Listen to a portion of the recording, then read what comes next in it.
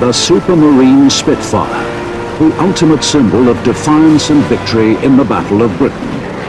Fast, maneuverable, and strikingly elegant, the Spitfire was the cutting edge of RAF Fighter Command in its epic struggle against Hitler's Luftwaffe.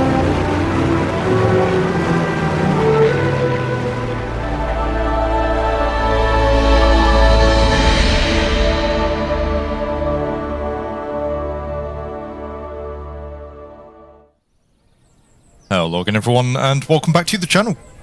In today's video we are taking what could potentially be one final outing in Microsoft Flight Simulator 2020. I don't want to be overly dramatic or absolute with that statement. Who knows what sort of state Microsoft Flight Simulator 2024 will actually release in. And of course it is possible as well that we'll be waiting some time for some of the top add-ons to be ported over. But with that being said, unless you've been living under a rock, you'll know that the release of Microsoft Flight Simulator 2024 is just around the corner, and I'd imagine a large number of you will be making the switch across to the newer platform. I'm certainly planning on making that switch myself. With that in mind then, I think it's only fair that we give Microsoft Flight Simulator 2020 a proper send-off, especially given that this sim of all sims has been so pivotal in helping to build this channel. Today we find ourselves on the ground at Burning Blue Design's Stow airfield, finally back in the absolutely wonderful FlyingIron Simulations Supermarine Spitfire MK IX. We're going to be taking the Spit up towards the Lake District. We'll go and enjoy the scenery over there, just talk through a few things including the state of the sim, the state of the channel, and what the future holds for Into the Blue Simulations. As always, I really hope you enjoy the video. If you do, please consider giving the video a like and subscribing to the channel. And if you would like to help support my content further, you can do so by becoming a channel member or patron. So it's been far too long, but this morning we found ourselves back in the cockpit of the absolutely excellent FlyingIron Simulations Supermarine Spitfire MK IX. Without a doubt one of my favourite aircraft within the sim, and a perfect option here for our potentially final flight within Microsoft Flight Simulator 2020. As discussed, currently on the ground at Burning Blue Design's Stow Airport. And nothing too flash for the flight here today, we're just going to get the aircraft started up, we'll head out towards the Lake District. We'll go and enjoy the scenery and just talk through a few things here as we go. As you can see, already comfortably strapped into the MK IX, so for the pre-flight checks we'll get the cockpit side door closed up. Man, we can just leave that latched here for the time being. For the stop valve lever, that is closed. For the undercarriage valve lever, that is in the down position. The emergency gear release lever is in the upright position. External fuel tank valve is selected off, fuel cock handle is selected off. The flight controls, we've got full left and full right there on the ailerons. Full up and full down there on the elevator, full left and full right there on the rudder. Magneto switches are both off, the fuel tank booster valve is selected off. Air pressure on the pneumatic system, we're looking for at least 250 psi. Currently showing around 210, so a little bit low. We can obviously charge that once we've got the engine running. Importantly though, showing good brake pressure. The altimeter has been zeroed, the QFE there around 1025 hectopascals. We'll check the flap operation once we've got the engine running, just to provide the pneumatic air. The throttle, that is full and free, and we do have good indications there on the gear lights. The fuel quantity, the aircraft should be fully fueled up. Bottom tank there showing 37 US gallons. The start checks, the park brake is set, brake pressure looks good, the fuel cock handle is selected on, throttle will open 1 inch. RPM lever is fully forward, the dust filter lever is selected fully forward. For the primer, we can unlock that. And about 20 degrees OET currently, so we'll give 4 pumps here on the primer handle.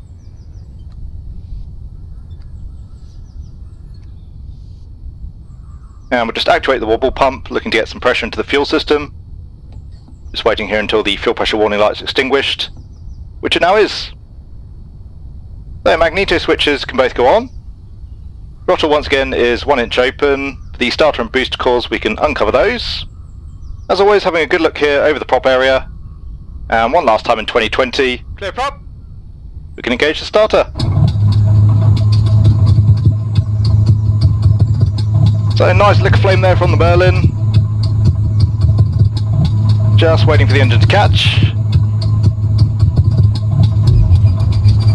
And we good start.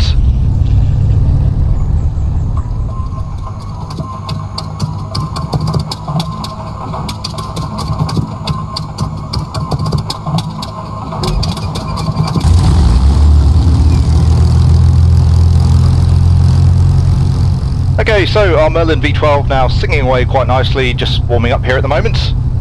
For the after start checks on the oil pressure, we're looking for between 60 and 120 psi, currently showing just above 60, so just within limits. The starter and booster coils, we'll guard those up once again, and same here as well for the primer, we can lock that up. For the throttle, we'll just leave things ticking over here, just above 1000 RPM. And for the engine temps, actually coming up pretty rapidly here, we're just reaching our limit, so we better get our taxi checks done pretty quickly. We're looking for a minimum oil temp here of 20 degrees, no more than 80, so again, just coming up on that limit. And on the radiator temp, above 60 degrees, we're well above that now, approaching our 120 degrees Celsius limit. In terms of the taxi checks then, the pitch lever is set fully forward, external tank fuel valve is set off. Main tank fuel cock is selected on. Undercarriage handle once again is selected down. On the pneumatic system we're looking for above 220 psi and up at around 280 now. Weapon safety not relevant here today, radios are set and we'll check the flap operation here as well. So flap selected down, good indication there on the left, same as well here on the right. And bringing the flaps up once again. And again, two good indications. We'll take the nav lights on. One last quick check of the flight controls. And we can lock up here as well the cockpit side door. We'll leave the canopy open for the time being for the taxi out. So back off the throttle, fully back on the stick. Take the park brake off and we'll make our way out towards runway 02 here at Stow. Golf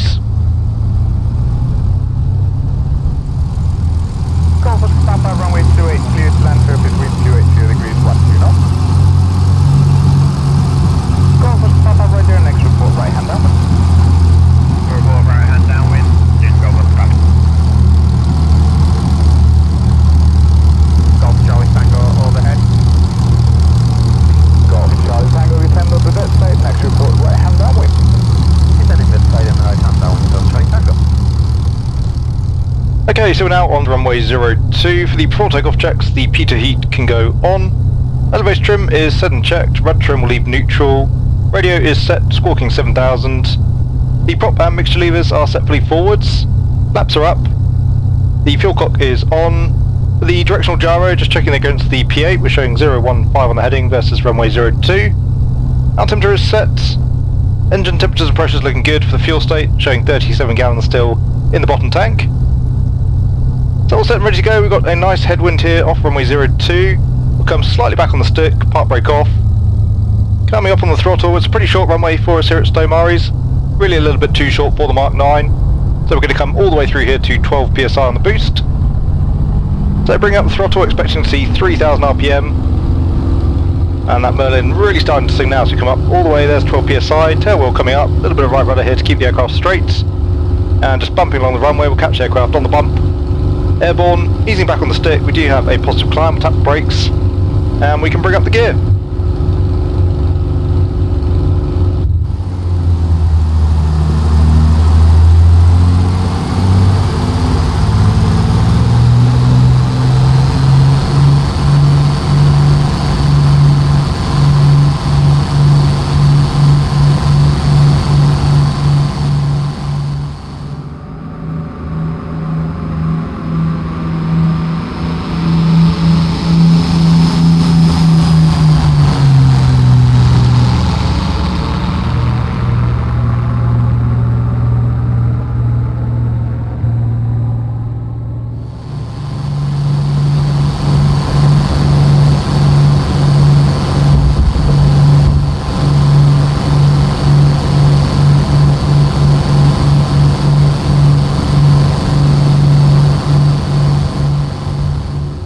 Okay, so we are climbing away nicely. We'll save the engine. We'll come back now to 8 psi here on the boost. You can see again those engine temperatures getting pretty high. We're up at around 85 degrees there on the oil temp and around 115 there on the rad temp. First heading we're looking for is out to the town of Colchester. That's on a heading of 037. So we'll make a right turn and just come up through 500 foot here on the QFE. We're looking to be not above 2,500 foot on the QNH for the south end airspace. So good there on the heading, we'll set the QNH. It's 1033. QNH is set, and just come up through 1,000 feet. Good now on the heading. We're initially tracking out to the town of Colchester for waypoint 1. And again, we'll save the engine, coming back now to 4 PSI on the boost. And 2,600 RPM. That should help get those engine temperatures down. All pressure looks good. And nicely established here now in the climb, we'll get the canopy closed up. So again, initially tracking out to Colchester.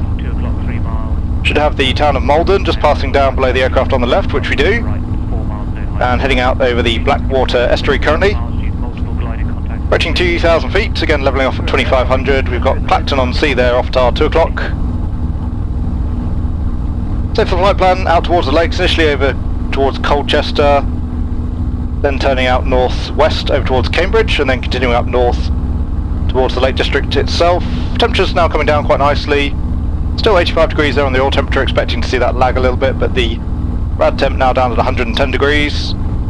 And in terms of our fuel state, still looking pretty good there on the bottom tank, still showing full, which we're expecting. Once again, we've got the PT8 selected on, squawking 7,000. And the directional gyro there checks against the P8 compass, which is level off here at 2,500. And we'll settle into the cruise, so back towards 0 PSI now on the boost. And we'll just continue to bring those RPMs back on the prop.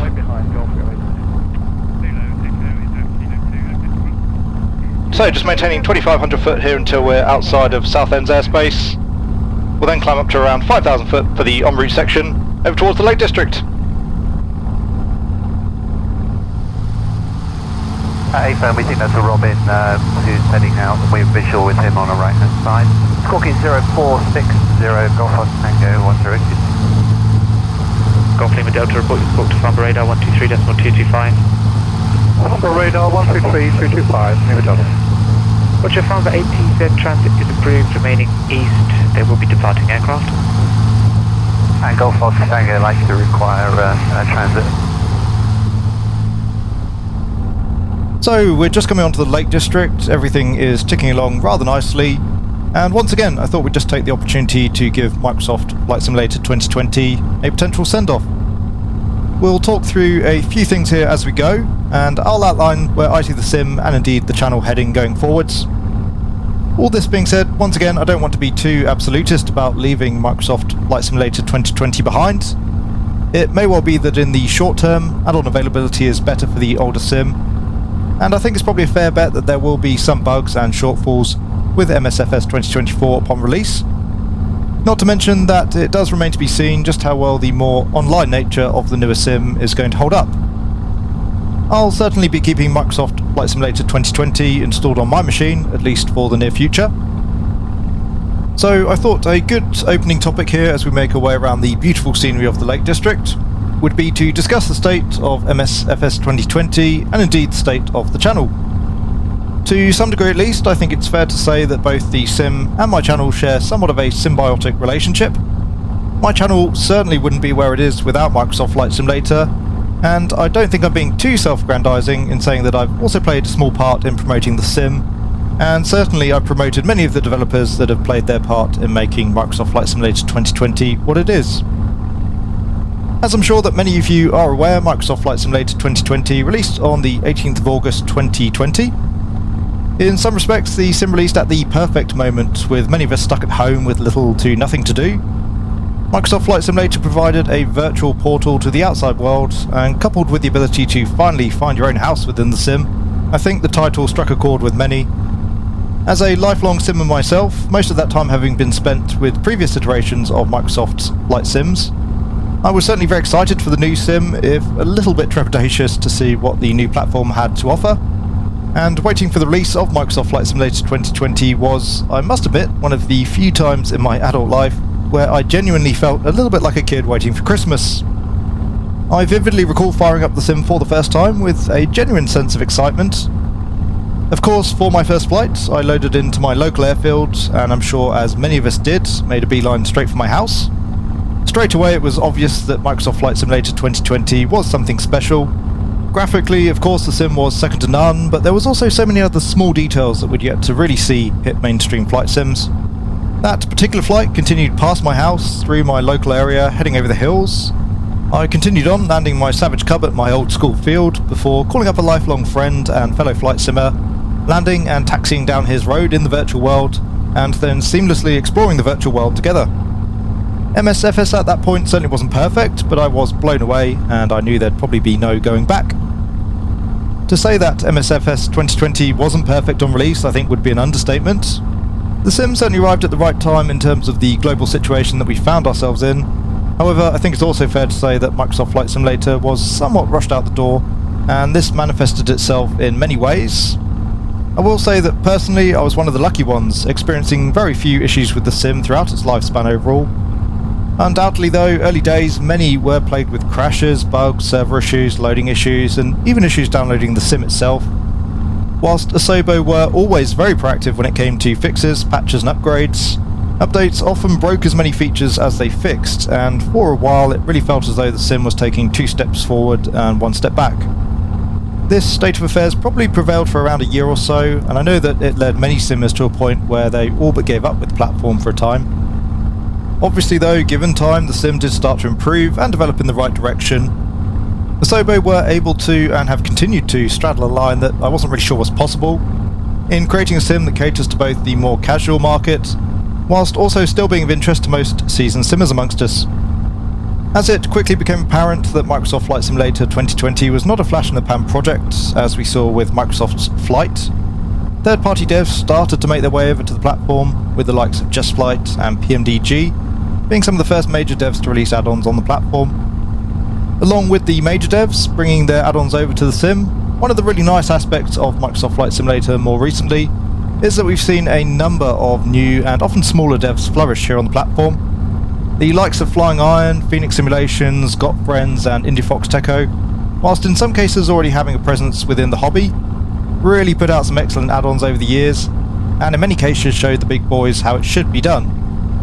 Not only that, but with the large number of virtual flyers that Microsoft Flight Simulator attracted, virtual aircraft sales became far more numerous, becoming less of a niche product, and we started to see the cost of add-ons coming down, aligning with the number of customers now purchasing them. Whatever your thoughts on MSFS, this of course has been beneficial to the entire community, and where once we might have easily paid £100 for a high fidelity add-on, often now we can expect to pay anywhere from half to as little as a third of that. As a result of all of this, flight simming is arguably more popular now than it has ever been. It is true to say that many fans of MSFS are probably more casual in nature, but by and large a larger audience means a healthier outlook for flight simming as a mainstream hobby. And personally, 1, I probably owe a lot of my channel's success to said audience, and 2, I am genuinely happy to see people enjoying the hobby in whichever way they see fit.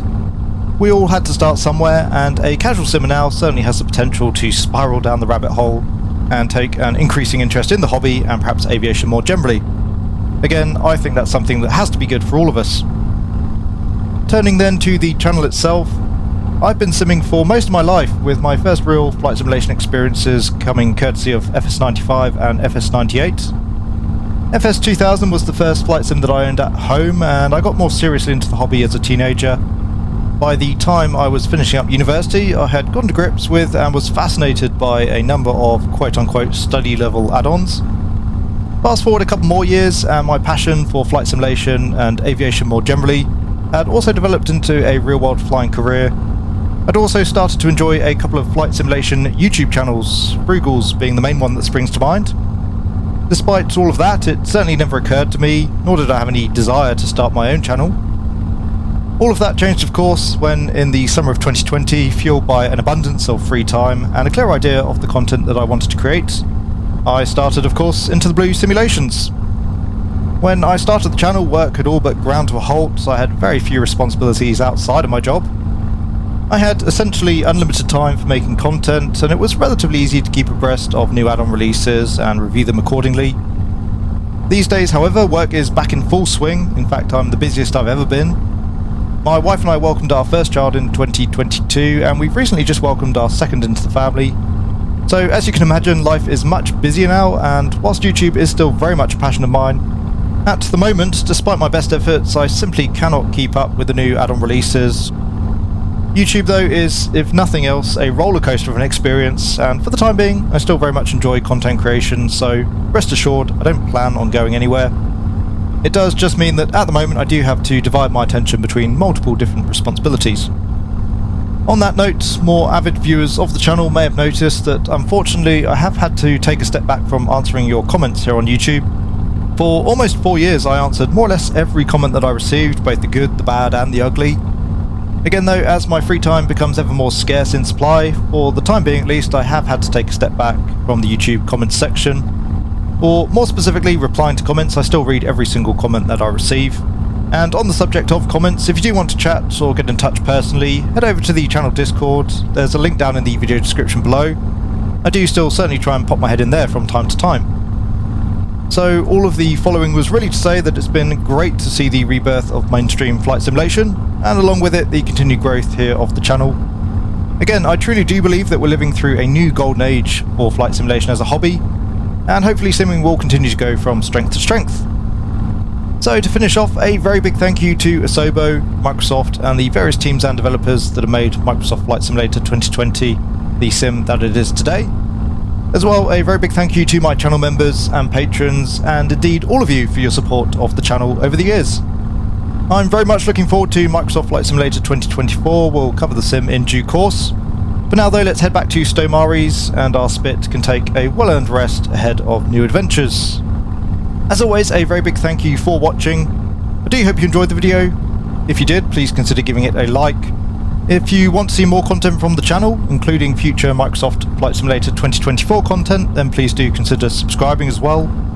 And once more, if you would like to help support the channel further, you can do so by becoming a channel member or patron, and I'll leave a link to both of those down in the video description below. To all of you, I do hope you are having a great day wherever you are, and I will see you all in MSFS 2024 very soon. I have nothing to offer but blood, toil, tears, and sweat. Bear before us an ordeal of the most grievous kind. Bear before us many, many long months of struggle and of suffering. You ask, what is our policy? I will say, it is to wage war by sea, land, and air, with all our might, with all the strength that God can give us. To wage war against a monstrous tyranny, never surpassed in the dark and lamentable catalogue of human crime. That is our policy. You ask, what is our aim? I can answer in one word, victory. Victory at all costs. Victory in spite of all terror. Victory however long and hard the road may be. For without victory there is no survival. Now we are the masters of our fate. That the task which has been set us is not above our strength. That its pangs and toils are not beyond our endurance. As long as we have faith in our cause and an unconquerable willpower, salvation will not be denied us. Hitler knows that he will have to break us in this island or lose the war. Let us, therefore, brace ourselves to our duties, and so bear ourselves that if the British Empire and its Commonwealth last for 1,000 years, men will still say, this was their finest hour.